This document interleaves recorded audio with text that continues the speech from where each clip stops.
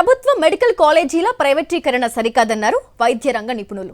ప్రజారోగ్య వేదిక ఆధ్వర్యంలో వైద్యం ప్రైవేటీకరణ పర్యవసానాలు అనే అంశంపై విజయవాడలో రాష్ట్ర స్థాయి రౌండ్ టేబుల్ సమావేశం జరిగింది.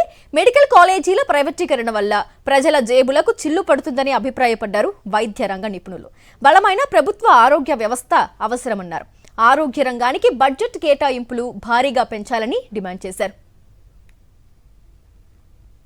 ప్రైవేటీకరణ జరిగితే ఇంకా ప్రజలకి జేబులు చిల్లులు పట్టడమే కానీ ప్రజలకి ఆరోగ్యం రాదు. వైద్య కళాశాలలో ప్రైవేట్ కళాశాలలో చేరితే సంవత్సరానికి 20 లక్షల నుంచి 30 లక్షల రూపాయల వరకు ఫీజు.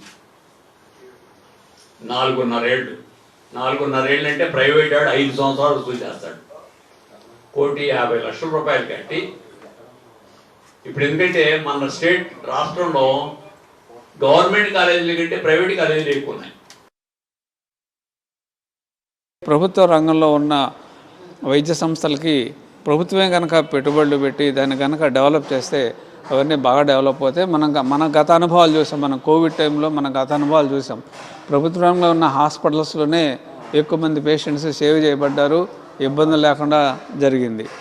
కాబట్టి ప్రభుత్వ రంగాన్ని బలోపేతం చేయాలి. అలాగే ప్రైవేట్ కాలేజెస్ కూడా ఎక్కువగా వచ్చేస్తున్నాయి, ఎప్పుడుగా వస్తున్నాయి. దానివల్ల మనం చూసాం.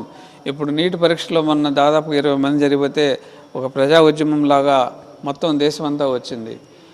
కాబట్టి ఎందుకు వస్తున్నాయి ఇలాగంటే ఈ రంగాలన్నీ ప్రైవేటీకరణ అవటం వలన ఒత్తిడి పెరిగిపోతుంది. తల్లిదండ్రుల మీద కానీ లేకపోతే ఈ చదువుకునే వాళ్ళ మీద, ఆరోగ్య రంగం మీద ఒత్తిడి పెరిగిపోతుంది.